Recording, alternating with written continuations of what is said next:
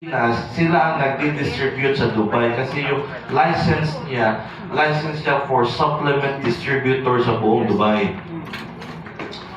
Pero, nung dumating ito, si Iconcel, talagang bumaba sila from Dubai at kinuha siya 01. Sabi ko, you're making good.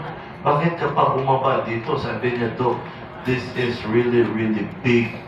So, nung nakita ko yung opportunity and the product, by the way ha, guys, 3 months nag-operate ang company, hindi sila tumanggap ng recruit. Ang ginawa ko na nila, lahat ng product, kompleto ng papers. Kaya itong hinahawakan kong product ngayon, mayroon na siyang CPR. Okay? CPR, pwede sa mga doctors, butika o asa pa ba mo ilaban. And speaking of CPR, kagahapon, nang bato kong balibo, kay 3 accounts policy raman. Kunin, 3 accounts. Diris Picas, Pilipinas, kahapon kausap ko yung kaibigan ko, pastor, na hindi makatanggi sa akin. Sabi ko, I will bring this product into your country. Unsa ni siya nga nasod? Indonesia, 300 million population. Sabi niya, kailangan ko yan to.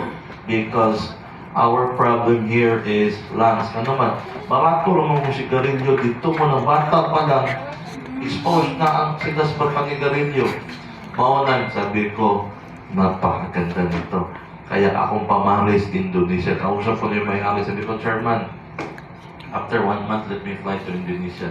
Start, And excited talaga ako mga kaibigan because hindi lang siya pioneering in Davao o pioneering in Mindanao. Pioneering talaga Pilipinas. Why I say that? Kasi maski akong applied, wala pa ma-encode. Ang encoding, karon pang August 25 sa grand opening dito sa Baguio City. Okay?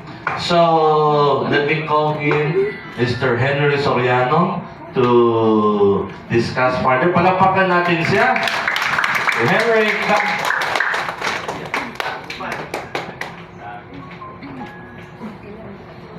Palakpakan naman natin si Doc Mark.